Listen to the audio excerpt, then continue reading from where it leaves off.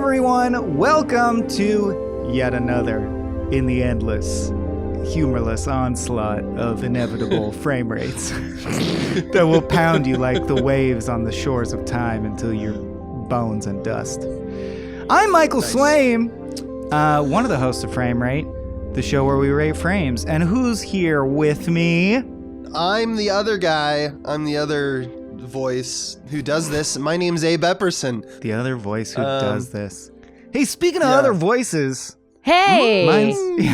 Mine's a little fakey today at the top of this episode. So why don't you take us to a genuine grounded place, special guest? Who are you? Hi, I'm the special guest. My name is Sarah Griffith. I am from other Small Beans podcasts such as Rough Stuff and The Cast and the Curious. Today I am joining the boys as we talk about flicks and films. Woo! That pretty well covers it. I think we can get out of here.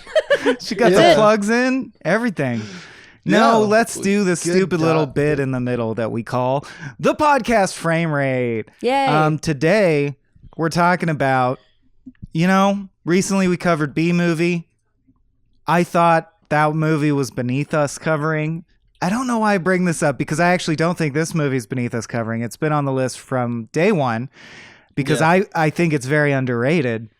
But I'm so glad you picked it, Sarah, and it's an odd choice for it, given the track record of what we pick on this podcast. Why did you pick this film? What film did you pick? And what's your relationship to it? Yeah, baby, yeah!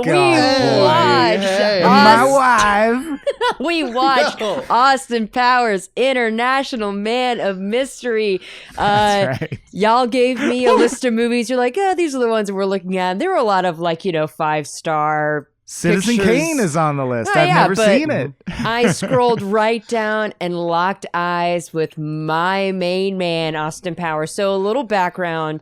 I actually revisited the trilogy not too long ago. And by not too long ago, I literally can't remember if I mean last year or in 2018. So let's just say sometime recently. That period's a blur, yeah. Yeah, I revisited the original trilogy because as a child, under the age of 8, I loved these movies. I loved these movies so much. Actually, I think Austin Powers: The Spy Who Shagged Me was the first movie that I truly fell in love with and wanted to watch all the time. Way, way, way too young. If you're thinking that, you're correct.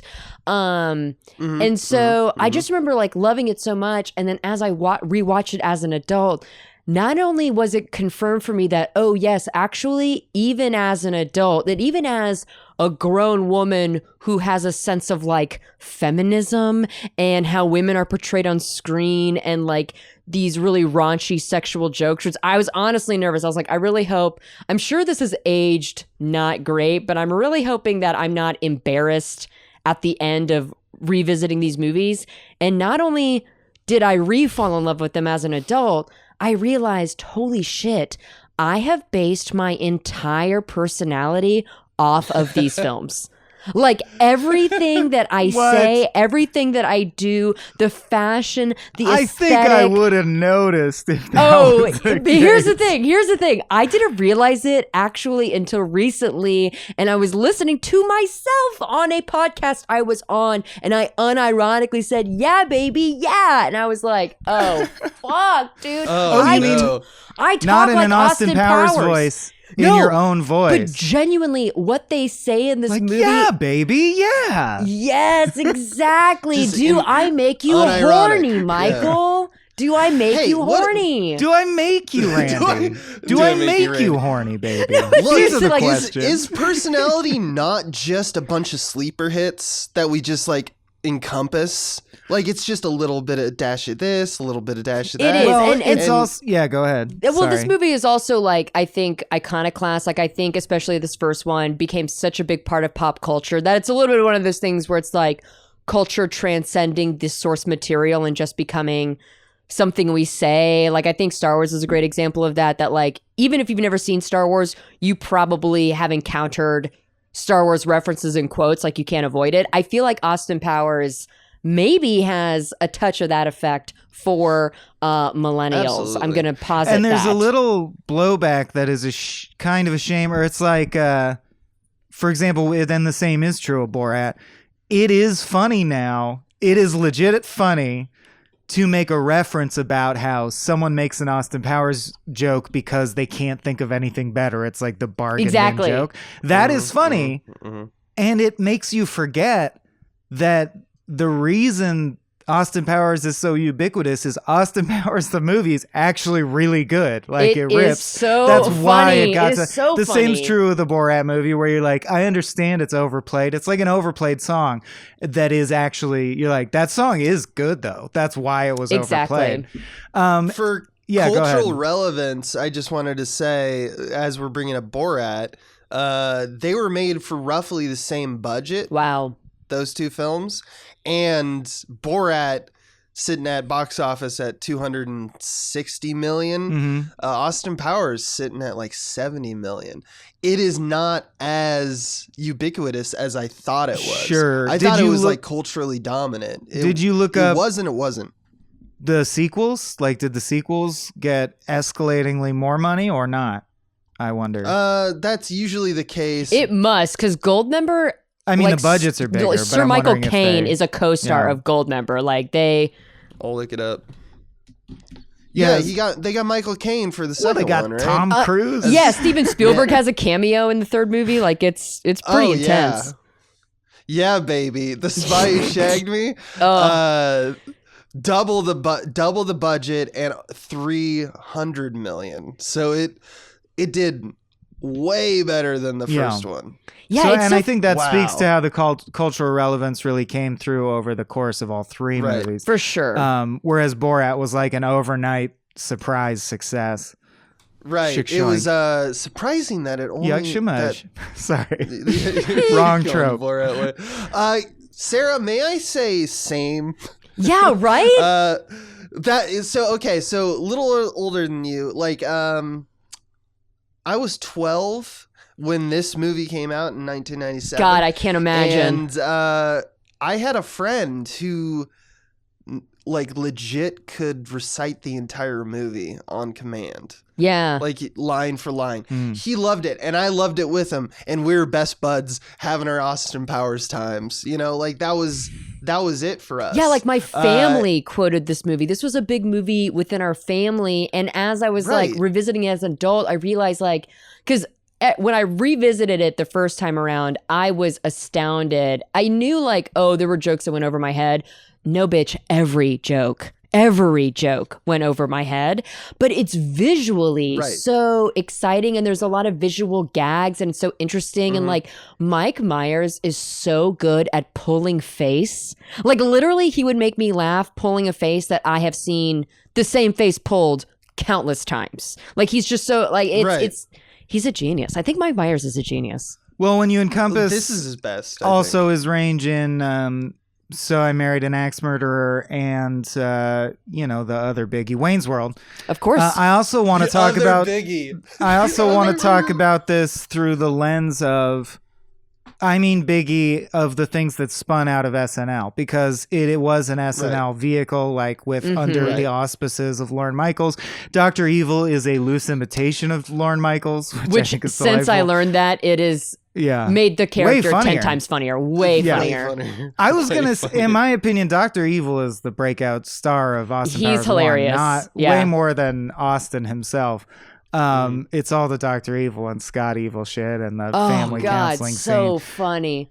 That's what's interesting to me, is there is this sort of grungy 90s authenticity that you were referencing earlier, Sarah, and it's very true to these SNL before. So like, for my money, Mike Myers kind of had the best. I like his SNL universe movies the best, even discounting all the ones that completely fall off, like Love Guru and etc., where I don't like them anymore. You discount them, yeah. If you discount those, I'm like, he still had my favorite on average of the ones I like, because SNL movies are really hit and miss for me. Big time. But they do have something that speaks to me as someone who came up in sketch, because they're so sketch based. Like, what's amazing to me about Austin Powers is one of the strengths of it is it has a better thought out structure than a lot of these films, because he had this idea of, what if you satirize Bond, but you're also satirizing like a Beatles 60s road movie? And Screwball. And quickly it switches to time travel, so it becomes, which is safe SNL territory, a fish out of water in the modern 90s era, but he came from Beatles parody and he was a spy. It combines elements for many reasons very smartly. Like, it creates joke machines that are super fruitful. Like, you can make so much humor out of it. And I just love, those capitalist pigs finally got what they deserved. Hey, comrades. We won, Austin. Right. Comrade. But yet, my favorite scenes, like Dr. Evil at Family Therapy with Scott Evil, that is just an SNL sketch. It doesn't dip into the well of, it's not funny in a Beatles road movie way. It's not undermining a spy trope until he does the monologue about getting beaten with reeds. And my childhood was typical. That is undermining a style. Luge lessons in the spring. We'd make meat helmets. But the concept of that scene, it just takes me back. It's only nostalgic because of my age, but it is nostalgic to me to see these movies where it's like an assemblage of sketches that could be on SNL, and they don't all even vibe with like the theme or tone or whatever you said you were doing. Yeah. I also want to point it. Well, I was going to say, it kind of reminds me of Airplane in that sense, that it feels like a series of sketches one after another, but it does a really nice job of remaining cohesive and still moving the plot forward, even when they, like the bathroom scene where he drowns the Irish Lucky Charm assassin, and it's like the easiest joke you could possibly take, which is like a guy is shitting very severely. Like, that is a sketch in and of itself that doesn't necessarily like inform us anything new about the story, but it still manages to move the plot forward because now Austin knows that like he's on people's watch list. Like, it's smart. It's like a smartly written film. Yes, a sketch is just the idea of most sketches, especially these classic SNL style sketches, is your premise, and your premise is one game that's just going to escalate in extremity until it's. But they choose things where they're like, the premise of this sketch is also a simple plot beat. It's not complicated stuff, but let's just say of all the movies we cover on Frame Rate, we try to be really celebratory. Like, we don't cover stuff we're going to bag on. That's why B-movie is an anomaly I bring up. And I want to be clear, this is not a movie we're bagging on. It shows a lot of skill and craft. Truly. I do want to talk about some of the stuff that I thought aged interestingly, but I don't think we're there yet. Abe, you had a chance. I also think it's interesting from the, like, we're talking about games, like comedy games, when you're developing a film and discussing what the games at play are or what the scene work is. And parody, that's kind of your bread and butter, right? It's interesting, I think, to me, to note that James Bond parody had been done forever. Like in the 60s they did it. Like, it was immediately parodyable. Like, Italians loved this. Italians in the 60s, man, they loved to ape other cultures, like tropes and genres. They did the spaghetti westerns and stuff like that. I think it's a spinoff of like Italian neorealism or something like that. Jerry Lewis definitely took a spin and like James Bond, but if he was a fucking idiot, it's funny. There's Le Tigre films, Kiss Kiss Bang Bang, then the old one, the Agent 077 films, Lucky the Inscrutable. There's like a bunch of British films, Spy with a Cold Nose. Like, they were coming out in the 60s, 70s, 80s with this stuff. But when you go to like Wikipedia and look at James Bond parodies, there's the Austin Powers gets its own thing. No one else gets its own thing because of how culturally, I guess, relevant in the 90s it was. And I think that was because it was a major blockbuster, et cetera, et cetera. But it speaks to kind of like, when you're Mike Myers and you're writing the script and you're like, can I do a parody of this kind of thing? And I've done a James Bond parody sketch. I've directed it before. In fact, my Dr. Evil was Swaim. That sketch. Yeah, it's a good sketch. But it, like, when you look at it, there's so much ground you have to cover because man, everyone's done it. Right. And at that point, Austin Powers has also done it. But like, before Austin Powers, it was already like well trodden, but they made it more mainstream. But they also refreshed it by it's James Bond tropes times Beatles road movie tropes. Like it combines the swinging 60s. That's what completely refreshed it in a way that it's almost the addition of a non sequitur. It's like vanilla. It's bringing and British red humor. wine ice cream. You're like, what? You threw a twist at me there in the end. It's more specific than that. It's bringing in like it's like a British invasion. You know, it's like Sex Pistols. Because like, for example, like. One of my favorite things, I don't know why, probably this movie, one of my favorite things in movies is hiding like tits and genitals with objects in frame. Oh, this movie invented that. It did Well, not. perfected it then. But it's so perfect. It's well done, and it made it mainstream. And that's the thing, I think, with it, is that it took something that is like so ubiquitously British and like, oh, this is by design British culture joke. Let's take that like off the TV set of a 1970s like, oh, you know, like British television was so about exactly the sexuality of it. That Mitchell and Weblick has a really good sketch about it where it's just like it's a hospital where everyone is just constantly saying sexual innuendo to each other to the point of like they can't get any work done. Like it really is like they took that off the screen and they put it on the silver screen. And then we as a culture in America, we're like, oh yeah, that's hilarious. But the reality is that I think Austin Powers took like it's a good mix of doing its own original thing and at the same time taking all the things that it's referencing before and still trying to trying to bring that back. And that's interesting to me is that we can probably get into that later, but it's definitely pulling from other culture, pulling from all that stuff in order to kind of install its campiness that I think is why we all like it or reacted to it. Well, also mentioning bringing that bit back, I do think, like, for a while it seemed very curious to me as a career decision that Mike Myers would go on to do that literal bit. And then, you know, in the second movie, he develops the mole bit and then repeats that in the third movie. And then it transcended. And that's where I think he lost people. Love Guru, aside from being wildly problematic and appropriative, he also did all the same bits again. And I used to be like, what a weird choice to redo, like transcending franchises, the same sketch premise in a new scene in this movie, until I realized that he grew up in SNL and that's what they do.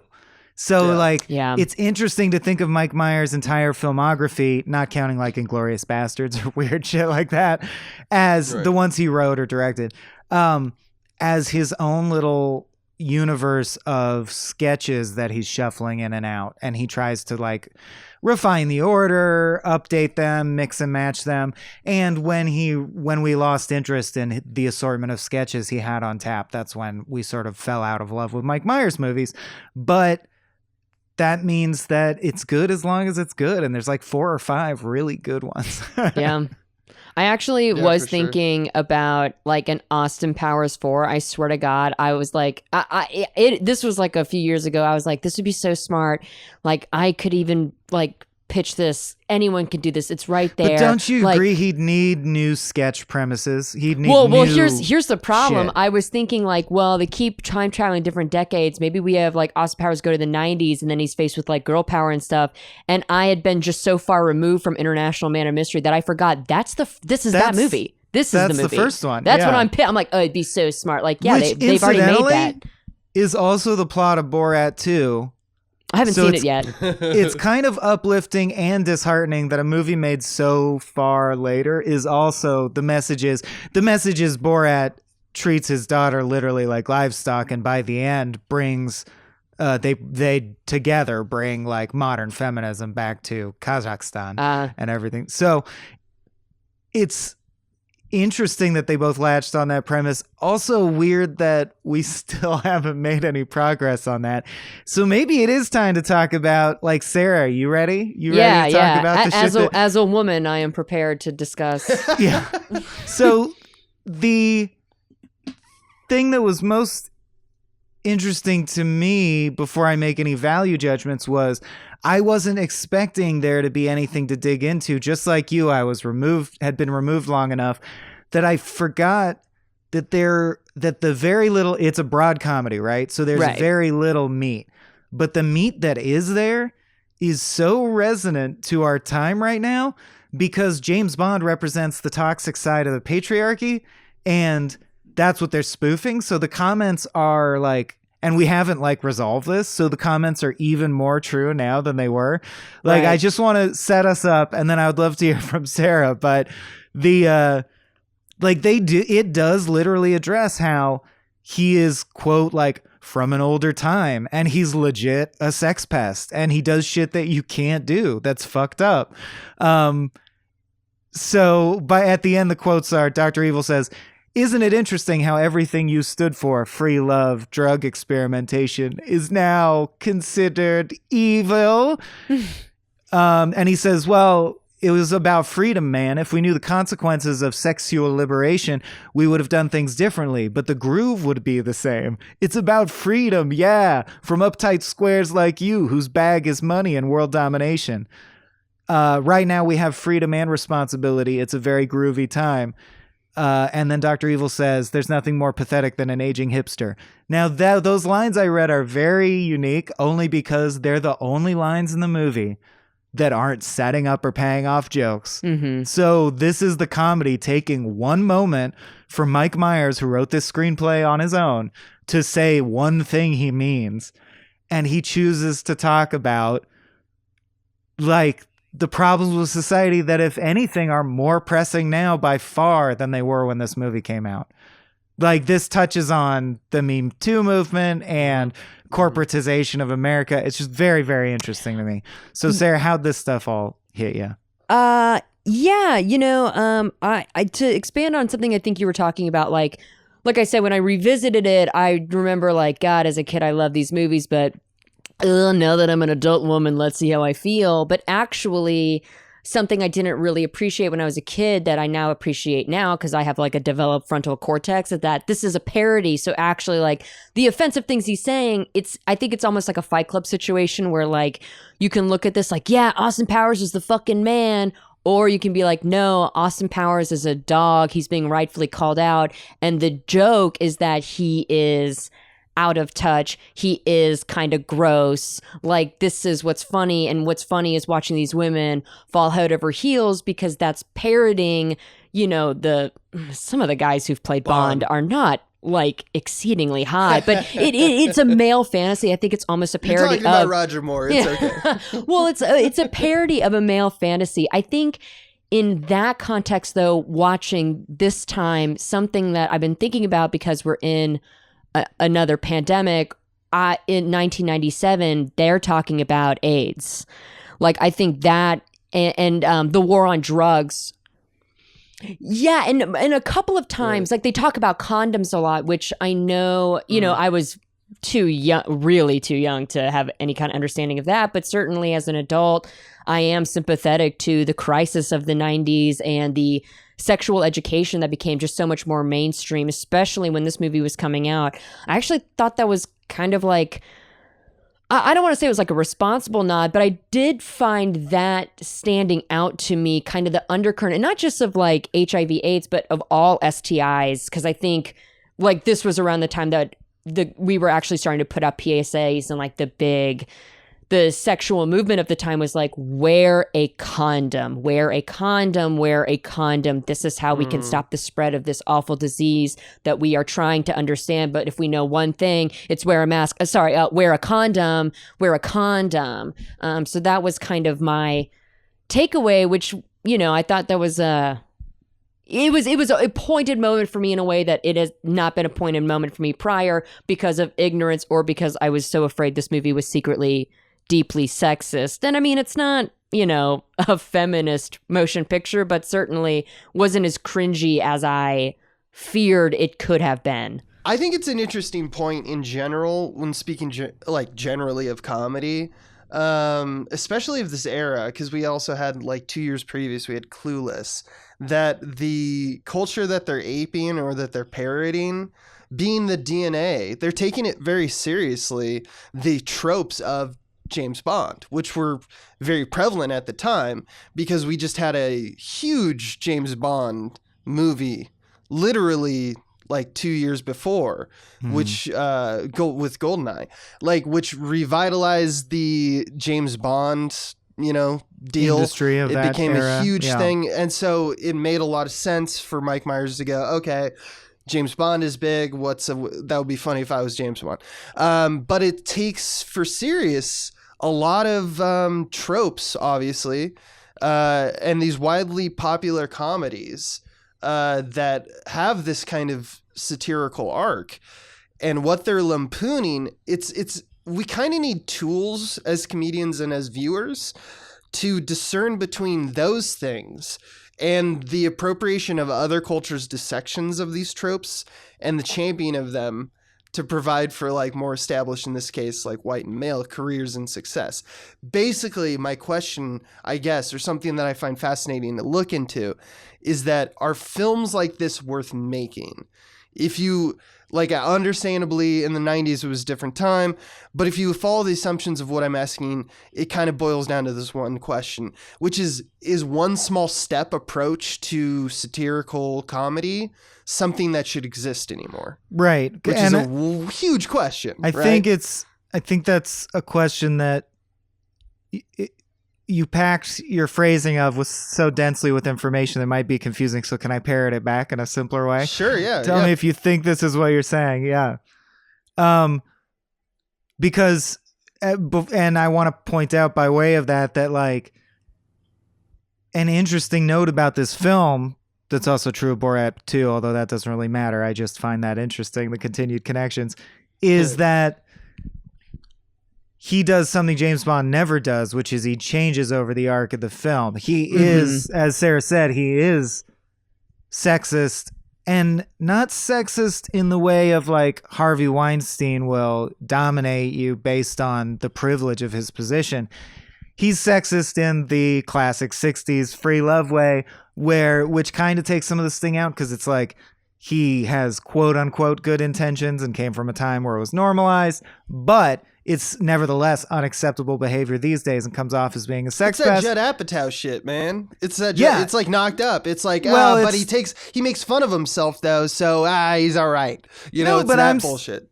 I don't think it is that. I think it goes way further than Judd Apatow because he gets checked on that, and then he changes his behavior. He goes from being a swinger to a one-woman man, baby. I think that's better than that's the missing thing that is missing from all Judd Apatow's, incidentally, but also from this making most satires like this work is that he lives out the arc that you should live out, which is he gets checked by someone, reflects, realizes he made a mistake. He shouldn't have slept with a lot of vagina just because she's the town bike, baby. And vows to change. And then we see that his behavior actually has substantively changed. So that to me is good.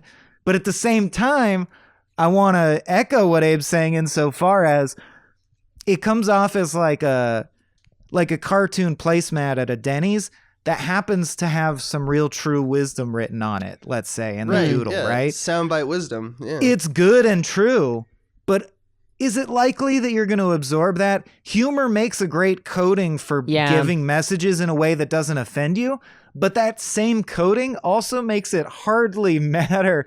Mm-hmm. I've seen this movie so many times, and I've always valued it for its ability to make me laugh.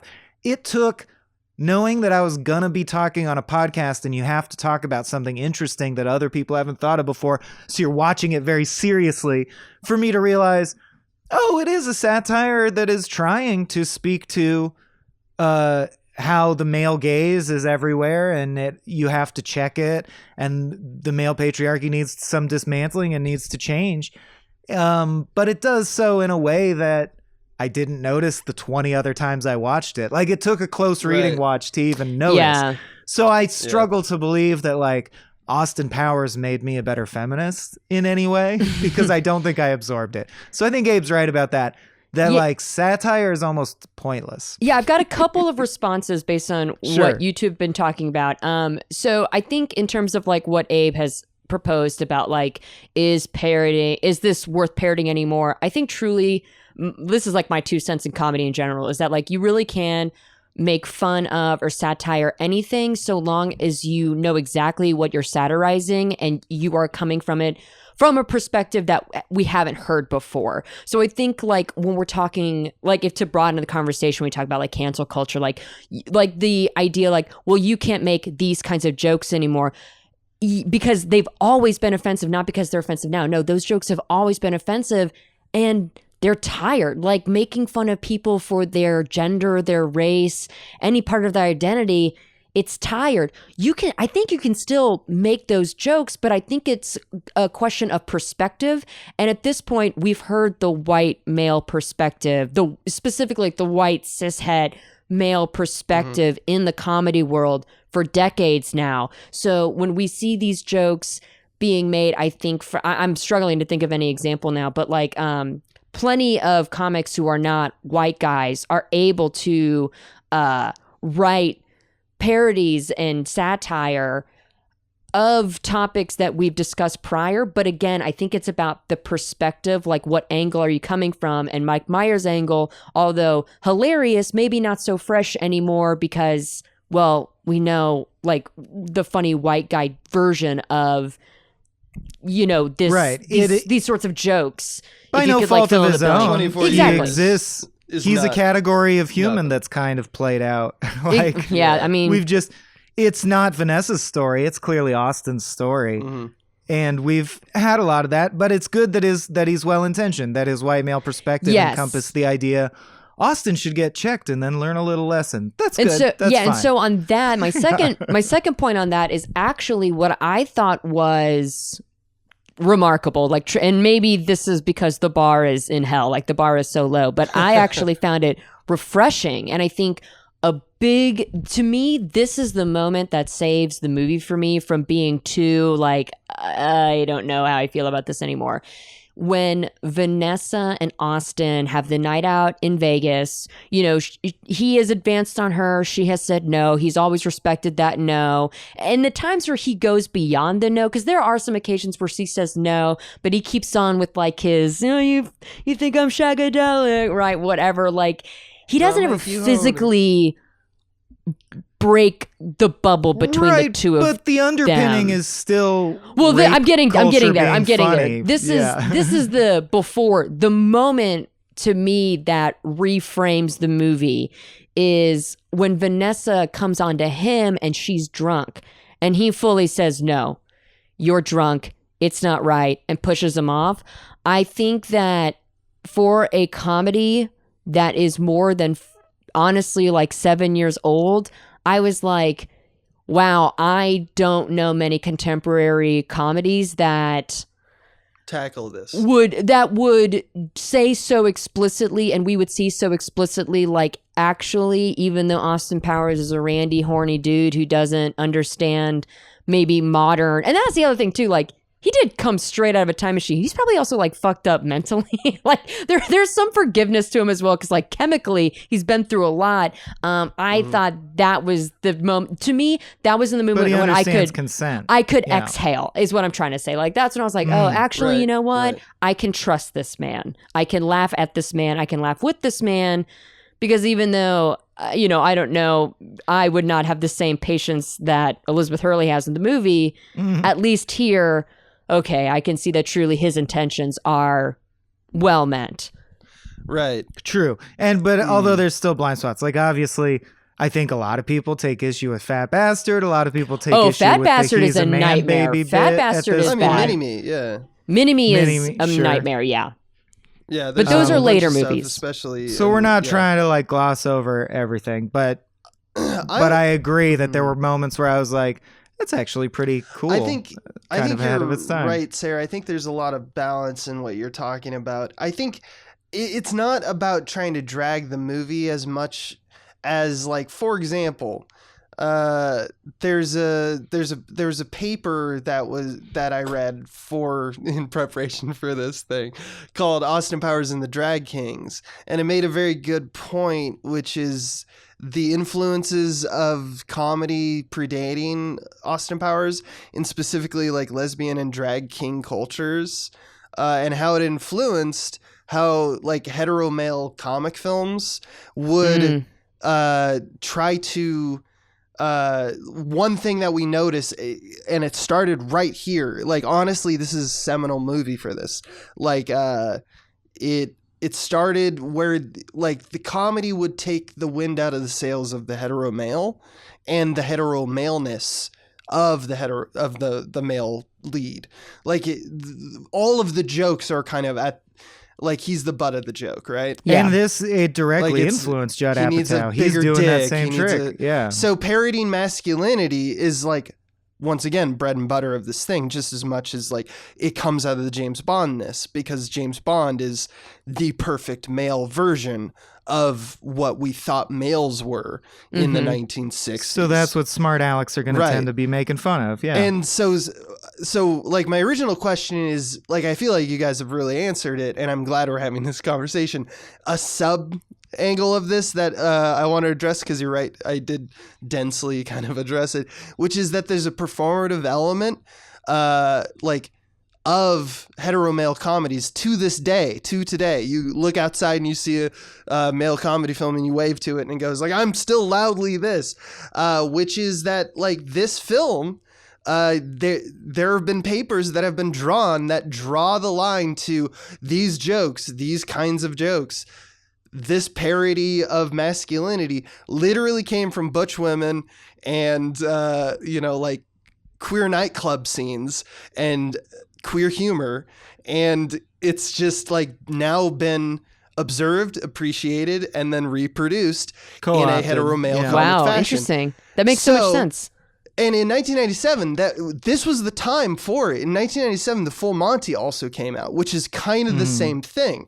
Something I guess we could call like king comedies, where it's like it's all about your king, but let's like take the wind out of the sails of the king, kind of, instead of more typical, like it's a nuance on the campiness. And the ideal male, it's still about a male, because we're still society.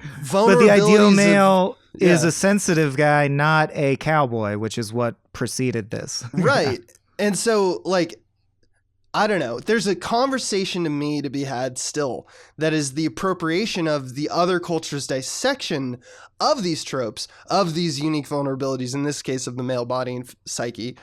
Well, I didn't think Austin Powers would lead us here, but whiteness is a construct that also robs the people designated white of their actual ethnic background, which is why they grope around and co-opt everything interesting culturally from any group that does have a community-based identity. Yeah. What movie are we talking about? Look, I was going to bring up the fact that this movie was produced by Demi Moore. I don't know if you guys have any notes on that. She knows what's up. Demi knows what's up, dude. Right, that's true. G.I. Jane, man. You know what's interesting? As we've been having this conversation, we've brought up Apatow before. Another movie that I truly, truly, truly love is Anchorman. And I'm actually realizing, like, these are the same movies. The big difference, though, is that at the end of the movie, like, Ron Burgundy doesn't really become a better man. I think he just becomes a little bit more humble, but it's not like he's like, there's never a moment in the movie where I'm like, oh, he's not actually like a sexist. He's just kind of fucking stupid. No, he is just like outright a sexist. But in this film, there is a little bit more of like a sincerity. There is a romance that they're playing, which is a little weird because he like shagged her mom. It's a compulsory 90s comedy It is. thing. It's a compulsory heterosexual relationship. Yeah. Is the message of the movie, if you don't, because that's the one genuine moment, is when you feel that he was in love with Mrs. Kensington and he never got to be with her. So the lesson is, if you don't get the person of your dreams, go for their kid. Just wait around. Their kid is very much like them. No, hold on. Let me clean this up. Romantic comedies and espionage films have slightly different approaches narrative-wise with their male and female leads in terms of like their romance arcs, right? In espionage, it's very easy. It's just like, look at me, I'm James Bond, I got a huge dick, and all the women are like, oh my god. Yeah. And then but like in romantic comedies, it's like the hard to get thing is like constant and ubiquitous, right? So as the satirization is clear in Austin Powers, they're doing both. And it kind of does lead to a weird kind of amalgam of the two, right? Mm-hmm. So that's, I don't know. I just wanted to point that out, is that's why it kind of feels like, oh, it's two things. What is it saying? Like, what is this deal? Like, what's going on here? They feel very segregated from one another. They're like, joke machine, joke machine, joke machine. Music changes. Now we're in a little bubble of genuineness. It'll pass soon. Joke machine, joke machine. I think we've graduated. I mean, modern movies, I think we've kind of graduated from that, but definitely growing up in the 90s and early 2000s, Jesus Christ, I always hated when a movie would be like, oh, and by the way, the two characters are in love. Like, oh God, I'm like 9 years old trying to enjoy this movie, it's not just fucking jokes. Yeah, get back to jokes. Dude, exactly. You say that shit like 9-year-old. That's me still. Like, yeah, honestly though. Oh, yeah. And can we call like, out? oh fuck, they did a scene. Oh, you did a scene, so they deserve to be together. I'm such a grump. I'm such a fucking it's grump. just but like, at the same time, legitimately so. No, Before we move on from the Anchorman connection, I just want to call out that Will Ferrell as Mustafa would not fly today. Also, no, very bad. Hilarious bit. The hilarious bit. In Such terms a good of the bit. task he was given, yeah, but he knew the assignment. He did it well, but it's not an acceptable assignment. I would never assign it to anyone. Or is it necessary for the bit?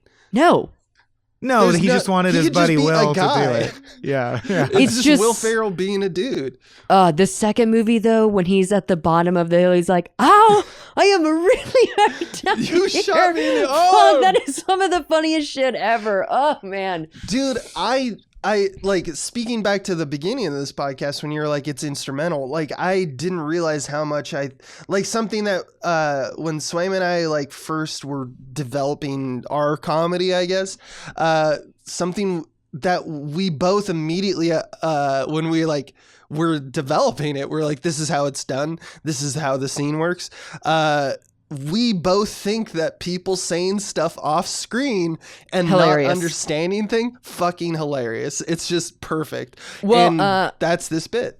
Yeah, a comedy rule in my household, because like I come from a very funny household, and we will say out loud, you know, like a comedy rule I learned very young is sometimes it's not what you say, it's how you say it. If you can put a funny inflection on a word, people love that. Sure, yeah. Another famous comedy rule in our household is if you say it enough times, you will break the person down to get a laugh out of them. And a game, this is kind of moving on to a fun little point I want to make uniquely as a girl. I kind of played a game in this movie where I thought to myself, like, okay, I'm actually going to track the times where Austin Powers comes off as endearing or cute enough that I could maybe justify why women want to sleep with him. And actually his fucking stupid, like, yeah, do I make you horny, baby? Do I make you Randy? Like, that got a laugh out of me late in the movie just because it was like, oh my fucking God, this again. And that actually, like, not that I was like, oh my God, Austin Powers is actually cute. No, but it was endearing. It was, for some reason, it was endearing. I gotta ask: is that Austin Powers, or is that Michael Myers writing a bit? And it's Mike Myers. I mean, it's Mike Myers, right? Period. Because it's also Mike Myers giving truly great performance in not only him but also in Dr. Evil, like to create character, and even like Fat Bastard. Oh God, please, none of him. Even in his own universe, he is making very, very distinctly different characters. And I do have to give him kudos for that, because actors playing multiple characters in the same movie, right? We see that all the time. I think Mike Myers does it.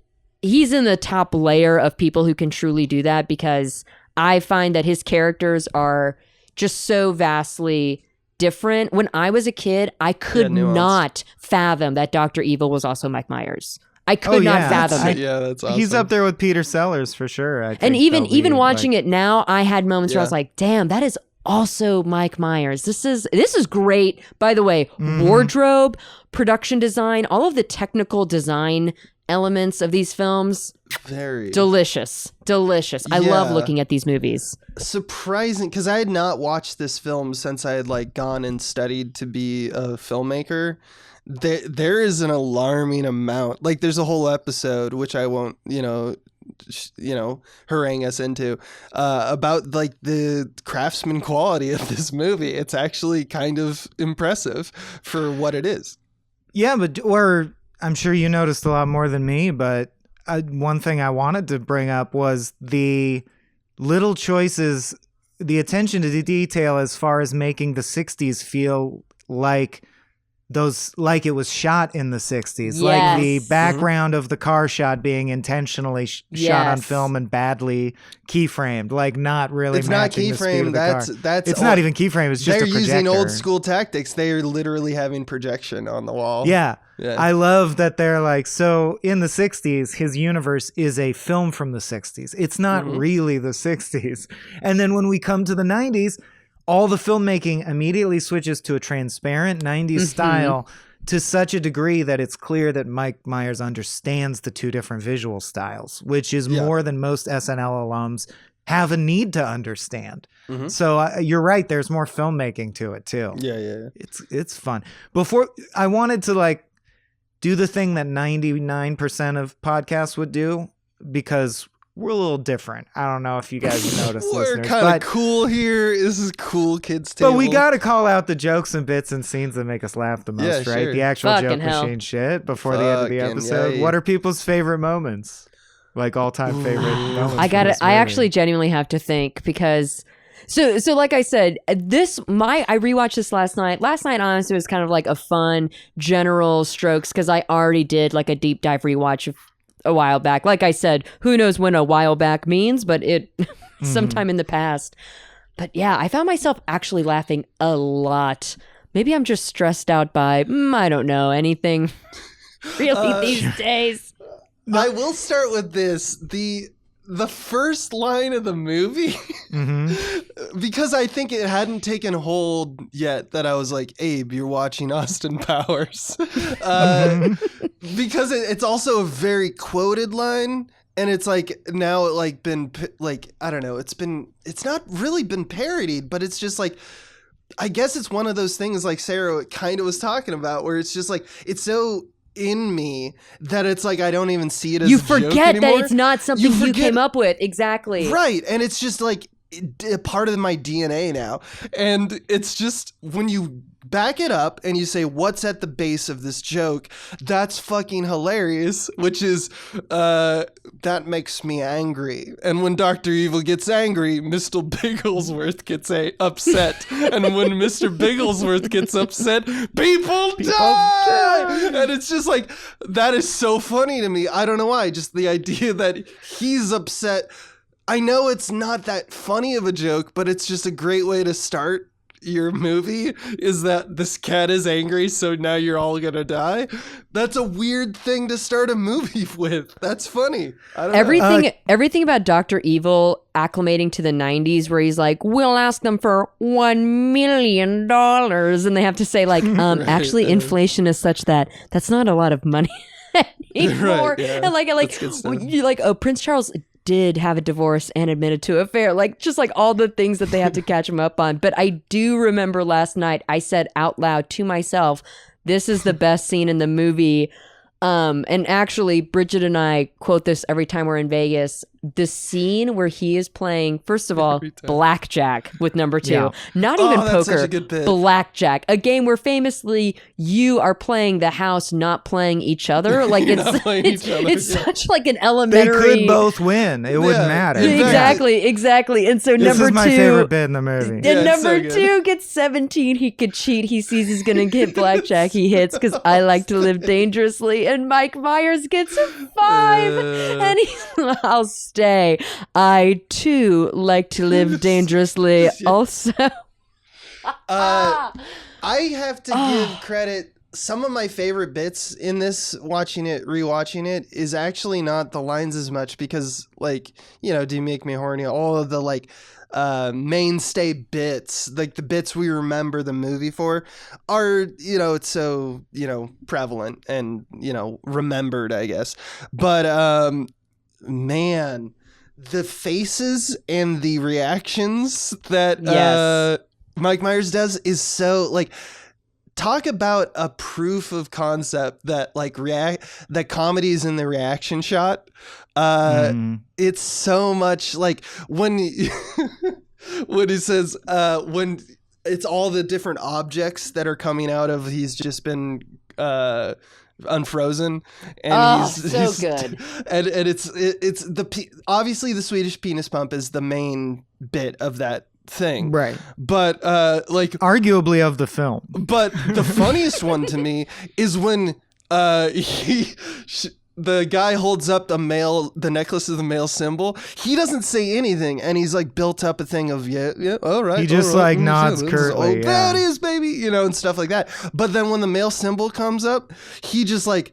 He gets super serious. He becomes man. Yes. Yeah. And he just like looks at Vanessa and like, she like, I'm male. It's like, what do you do? Like it's just all in the eyes and he's just like, yeah, baby. But with his eyes. Male. And it's just so funny to me that he decided that would work. I don't know. I find all the time that the assumptions, which is a whole like comedic thing. Like I actually had a huge argument with one of my professors, literal professor of comedy at USC, who just disagreed with me, and I just disagree with him still to this day.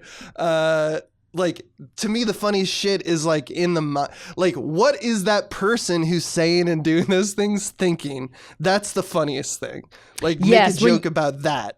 As opposed to just they're doing a funny voice or something like that. There's comedy everywhere, but he was so thoroughly in the camp of no, comedy is only in like your performance and like saying crackling funny dialogue. Things. And from an acting perspective, what we're talking about is inner monologue, and like is what we talk about when we could see it in the character's eyes. We could see it in the actor's eyes. We know what they're thinking, and Mike Myers.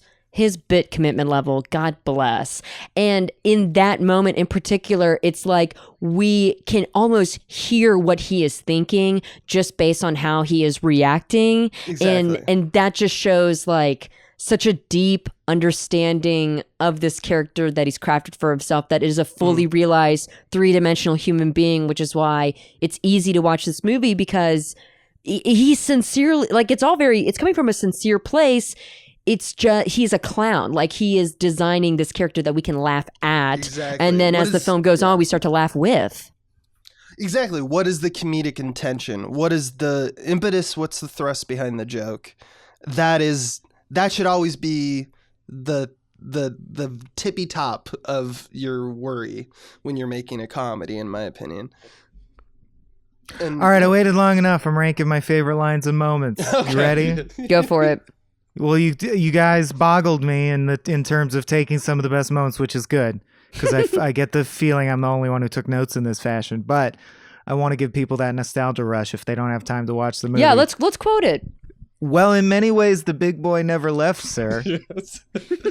From Clint Howard. This is the joke you would go for. I love that joke. Such a lame joke. Well, in many ways, it's been offering great meals at the same reasonable prices all along. Warm liquid goo phase beginning, I really enjoy. This is again. It's a bookend though. It has a second line. Well, it's warm liquid goo phase complete. Yeah, absolutely. I like the idea that Frau Farbissina is the founder of the militant wing of the Salvation Army. Obviously, the Odd Job guy, parody guy's name being Random Task is great. This is a physical, like you guys are talking about. You couldn't really script this. Dr. Evil trying to give the cat to Random Task, but the claws are stuck in his outfit, so it moves his chair. We said the blackjack bit. Oh, but in that same scene, he has the line, allow myself to introduce myself. My name is Richie Cunningham. This is my wife, Oprah. No, this is me in a nutshell. Here I am in this giant bloody nutshell. How do I get out of this nutshell? That was another moment where I was like, actually, I think Austin Powers would be cute. If he was a real person and he did that, I would kind of think that's cute. That's cute. Yeah. I understand that cat's into big underground drills. How did you know? I didn't, baby. You just told me. You just told me, yeah. Which means he guessed underground drills. Yeah. I like when he's in the spa with Lotta Fachina. She says, how are you feeling? And he goes, extremely relaxed. Long fart. Man, that fart joke seldom get me as a kid. That killed me as a kid. And then, how dare you break wind before me? I didn't know it was your turn. Yeah. How dare you? How dare you break wind in front of me? I love that there's the super big person and the super little person in the lab suits going into the men and women's room, and then they beat them up and take their lab suits and they fit perfectly.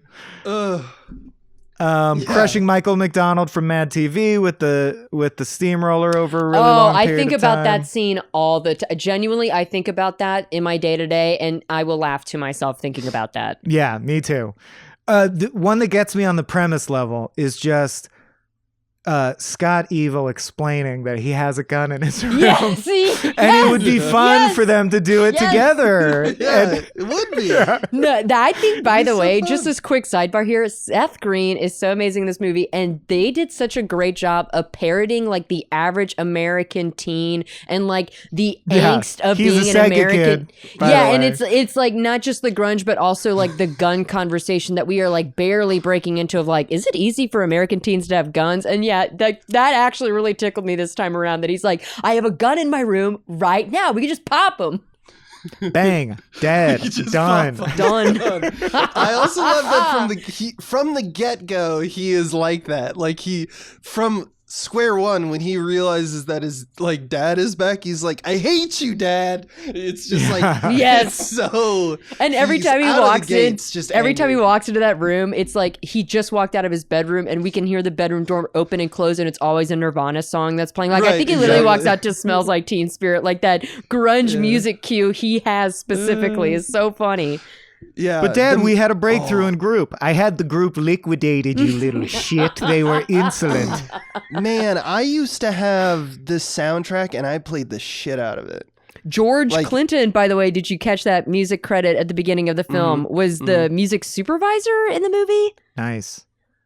I just caught his name in the opening. I was like, fuck, that's a really cool... That's a cool get. This is a very 90s thing that I actually think weakens it, but like, well, Abe, you mentioned the first shot. You know, the last shot is a badly made cat dummy with ice crystals on. Like, the last shot of the movie is also Mr. Bigglesworth. But something I hate about 90s movies is these obligatory reels that run with the credits, because it weakens the finality of your film. Yeah. So like, our last impression of this movie, speaking of the soundtrack, is a Ming T song about BBC One, BBC Two, like, BBC Three, which also made me laugh. Really, I thought I think it made me laugh this time. It made me laugh this time. I don't know. Like, why I don't is know this what our happened last impression of our hero? Is this weird song? Because it's like trying to be a good song, and it is kind of a good song, but it's all like, why is this? Why? It made me laugh. Did George Clinton write that song? That would be interesting. I don't know. I think it got me this time just because it's like so British, and I think like making fun of the Brits is definitely like an ingredient to this movie. And again, maybe it just like wore me down from repetition, but I just started to crack up because literally the lyrics are just listing BBC channels. And make me tea, and I'll be on the telly. Exactly. I also forgot to mention, which is good because I saved it for the end. My favorite moment in this movie, it still makes me laugh just as hard today as it did as a kid, is Mike Myers' level of commitment in his performance when his little cart is stuck between two walls and he's trying to make it do a U-turn. That is the ultimate bit to me in Austin Powers. It is so that is one that every time I find myself in a position where I have to make like a 25-point turnaround turn like that, I always think of that fucking scene. Oh man, This is a part of the other podcast that I'm apparently going to do on Austin Powers. You can tell where they took out the set. You could do a director-piece theater on it, You can tell. honestly. You can actually see the lines where they did the set. And it's actually very smart how they hit it.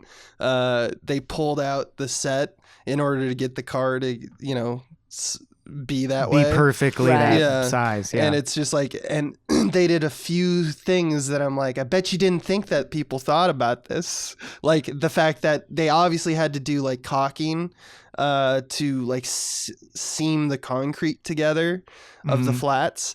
And it's just like, well, that would be weird to have just two seamed, like clearly caulking has been used on this two sections, on either side of the flat.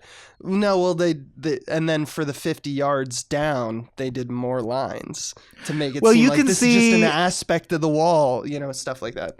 I mean, it's still a low budget production for like in some of the shots where they're covering their genitals, you can see his dick sock and you can see red tape over Liz Hurley's nipples. Like, it's not a flawless film in terms of goofs. Technical That's also goofs. You probably watched like the Blu-ray rip, I watched it on Hulu, where actually, interestingly, they edited out a lot of Vagina's ass, which I understand that was weird. Is they edited out the pause so that it kills the joke. He says, "I never forget a pussy, cat." At that speed, they edited out the pause. Come on, guys. What was the video component? Do you remember? Of that Lotta, must have been. They zoomed the frame to crop her butt out when she walks into the hot tub. That's all.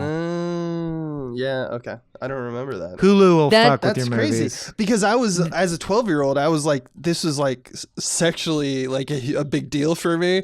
I was both very confused and very horned up for Elizabeth Hurley and a lot of China. Because I was so young, I actually do recall like multiple moments in all of these movies that when I was a little girl deeply made me uncomfortable, and I didn't really know what was making me uncomfortable. And honestly, like a lot of it, that whole scene where she's like undressed and getting in the hot tub, I think I was like, probably like 7 or 8 when I first saw that. Very buoyant breasts, that woman. They float right on the surface. Yes. Yeah. Yes. Yes. That was definitely something I noticed. Now as an adult, as a kid, I was just like, I don't want to actually, like, it's a funny bit and all, but I don't want to see the consequences of him actually being sexy to these women. No. Like this was maybe one too far. I think I've said this on a podcast before, but in case I haven't, one of the first movies I saw that had sexual content was a James Bond movie. It might have been GoldenEye. I forget which one, but it's one with the following in the plot, because this is what I remember. It starts with his wife getting murdered, and by the end, he has banged several more women. And it made me so deeply aroused because I was on the cusp of puberty, but also I felt evil. I was like, why am I aroused about a man betraying? Like, he should still be in mourning for his wife. And I ended up writing a letter from an 11-year-old or whatever to the studio that's like, Dear Universal Studios, James Bond is a very bad influence and not the example you just said. He was in love with that woman. She died. There should be a proper mourning period. That's so sweet. But it's, you're a white knight, Michael. George Lazenby. That's the Honor Her Majesty Secret Service is the film you're talking about. That's the one. Yeah, my dad showed it to us, and I was like, but I thought he was in love with his that vows. lady who died. Yeah, his vows. That really fucked me up. And then Diana Rigg Harvey Keitel's penis in the piano, which people already know which everyone recognizes as Game of Thrones. She was in Game of Thrones. The older yes, lady. Oleana Tyrell. Yeah. Yes. Yeah. Oh boy, that came from a deep place. That's right. But because when she was younger, she looked like Marjorie. Oh, what's Natalie Dormer? They actually do favor each other. Anyway, this has been British Women Corner. Yeah. Exactly. Elizabeth Hurley in this movie is stunning. Yes, James definitely. Bond's wife. Austin Powers also features 2 smaller actors in minor roles who appeared on Seinfeld in major roles. The Soup Nazi and Babu, the guy who waggles his finger and says, very bad man. I will say I love this movie so much, and every time I'm watching this movie, I forget that Carrie Fisher actually has the cameo as being the counselor in the scene where Dr. Evil and like all the dads and sons go. And it's like, wow, this movie is so good that I forget that Carrie Fisher is in it. I think that speaks volumes to to how much fun this movie is, that like someone special I love is in this movie. And it's always a surprise to me. It's almost like a long episode of SNL, and she feels like the special guest host that episode. Right. Yeah, I forget. Yeah, that's like the first sketch after Weekend Update where like half the people have already tuned off, but I'm still watching. Right, like, and you escalate the Dr. Evil thing in an unexpected weird direction. That's always what you do in the back half of the show. It really is an SNL movie. That's interesting. It really is, and it's like throwaway in the way, like a good way. It's like I feel like I could have it on. I think one of the best testaments to this movie, for like. Oh, I could toss it on at any time in the background. Yeah. I watched this movie a few days ago. The next day, I put on Spy Who Shagged Me and Goldmember. Like that's what I'm gonna do tonight for sure. I finished the trilogy. Nice. I'm definitely gonna watch Spy Who Shagged Me today. Yeah, and the first one is like lightning in a bottle, like every first, Right. Yeah. But the other two are not bad, and like I think actually it's a pretty strong trilogy. Yeah, like they didn't it didn't get away from them, I guess, which is a case with a lot of trilogies. I also haven't watched the third one since in so long that I have become a fan of Scott Aukerman and Comedy Bang Bang and all that stuff since then. And isn't he in it? In the third one? I think so. I did not know, but I also don't know Scott Aukerman that well. Oh, he's a weird looking dude. You'd notice him. Yeah, actually, I think I know him to think of. I actually found Goldmember better than The Spy Who Shagged Me, which is crazy because when I was a kid, The Spy Who Shagged Me was actually the movie that I watched the hell out of. I think we had that one on VHS. But yeah, I think the trilogy, like, I don't think any of these movies are higher than like 3.5 star. Like, you know what I mean? They're not like fabulous, incredible pieces of film 3.5 that I'm stars going out of to 4? put on a pedestal. But I think it's a strong enough trilogy that, like I said, when I rewatched all three of them, I was like, I'm still finding these enjoyable. I'm still watching them. I'm still laughing. I'm definitely cringing, and definitely there are aspects about it that I wish didn't exist, that I didn't have to, be responsible for as a viewer. However, all things considered, not too shabby, given that they could have gone wrong so many worse ways. Yeah. I found it enjoyable, and it was like a nice little, I hadn't watched it literally since like probably high school. Yeah. To be honest.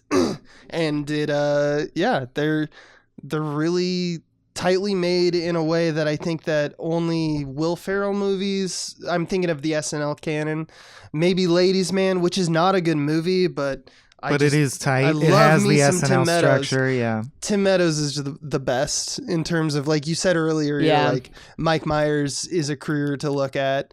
Yeah, for success, but like I wish Tim Meadows got more swings. I wish there were more comedy vehicles with him as the main. God, he's genius. Yeah. Yeah. Another thing I love about this movie, clean 90 minutes. Thank you, Mike Myers. Thank you, Jay Roach. Every movie that is 90 minutes on the dot. Thank you so much for making that easy for me. Yep. I agree entirely. Especially in comedy. Like comedy, I think pace is a huge element in anything comedic. Like, let's clip it along here. When a comedy is encroaching over 2 hours, like, this has got to be like the funniest fucking thing I've ever seen in my life. That wasn't a thing, once again, until Apatow. Yeah. It just wasn't. Because Apatow justified it, which at the time, like 2004, I understand. You're including the improv because the improv's so funny because you have like great actors. Looking back, they're maybe not that great, but like, I mean, the actors are good, but like it just in terms of like the bits, like, is this really a bit that needs to stay on the editing room table? But by including that, it just got more telescoped more and more and more and more. But yeah, I think Mike Myers comes from that classic old, Canadian style. He's Second City Canada. Like, this dude is old school. He is by the book. Yeah, and he knows exactly, like, he's coming from, like, Planes, Trains, Automobiles, Uncle Buck. Yeah. Like, these are the films that he's like, okay, I'm taking a nod from these guys. He and Dave you Thomas and Rick Moranis, I'm sure, know each other, etc. Yeah. I hope they do. They're all kids in the hall. They're all kids in the hall. But yeah, in a way, it comes from that, I guess, foundation is all I'm arguing. Speaking of the pacing of comedy things and how it should be short, you want to get the fuck out of here? Yes. Yeah. All right. Yeah. Good episode, everybody. Thank you, Sarah, for picking Austin Powers, International Man of Mystery. Where can people follow you on Twitter? You didn't mention that. Okay, yeah, I'm on Twitter. I'm at sk_Griffith, Griffith. But again, if you really want to find me, and if you're listening to this, then definitely check out Rough Stuff.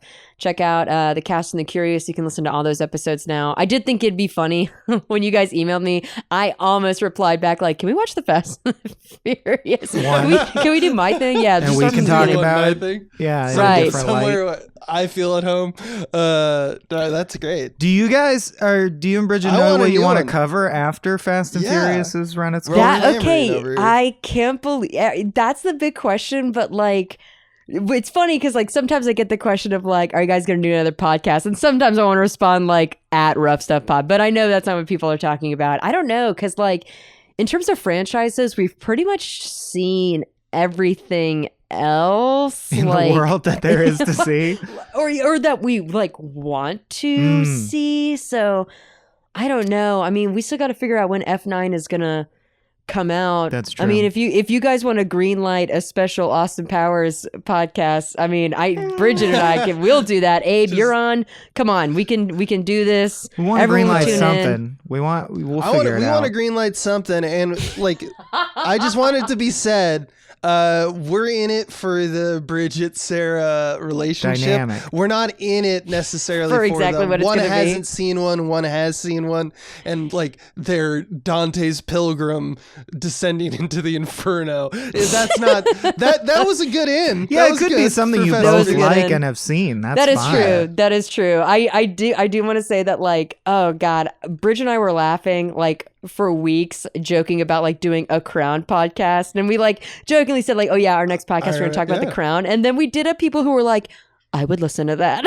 I was like, I was so moved. I'm so grateful, but oh my God, I like we would do like these bits like every week tune in like, okay, so today we're gonna be talking about Prince Charles's wardrobe specifically, and talk about like the most boring, finite, technical things we could grasp onto. Why not Star Wars? You could force Bridget to watch all of Star Wars.